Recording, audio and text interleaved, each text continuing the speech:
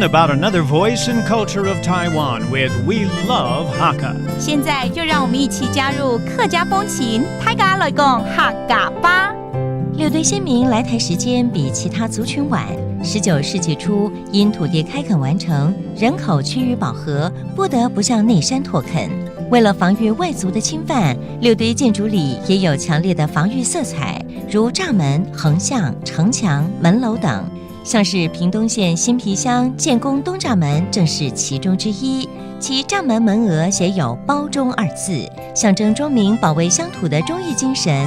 门外有个小伯公祠，让伯公守护着村落的安宁，保佑村民。The Liu Tui people were latecomers to Taiwan, and by the 19th century, much of Taiwan's unusable land was already claimed. So they headed to the mountains, where they developed buildings with strong defense features, such as fenced gates, side streets, fortified walls, and gates to fend off outsiders. One example of this type of fortification is the Jingong East Gate in Xinpi, Pingdong County. It features the words Baozhong, a symbol of loyalty of the people, above the doorway. Outside the door sits the quaint Bogong Shrine, which guards and blesses the villagers. Hey, what's up? It's time to talk about Hakka on ICRT. Hello， 大家好，我是邊個 Leo。Hello， 你好，大家好，我是 Joseph Lin. And it's a new year, new month. We're going to take you to a new place. 我们好像要带大家去屏东县啊。对，屏东县，屏东这有个很有名的区域叫做六堆。其实六堆这整个地区当年就客家人来的时候是比较晚的，所以那时候是向那个内山来开拓拓展，所以呢，他们在很多的建筑形式上有一些很特殊的地方听起来的确不太一样，到底哪里特殊呢？比方说，他那边有仓门，仓门就是闸门是闸门 ，a gate，OK， 然后呢？还有上穹，三穹要去三重啊？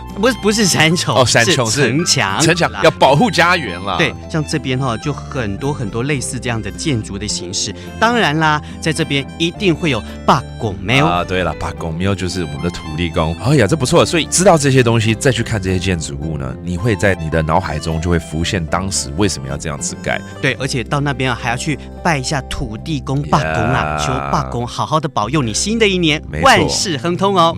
祝大家新年快乐！顺便来蕊一下我们刚刚教的几个单字，包括闸门 a gate， 仓门，然后 a wall 就是城墙，上穹。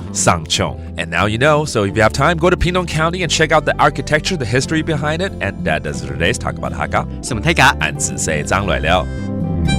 客家风情由客家委员会监制。We Love Hakka has been brought to you by the Hakka Affairs Council.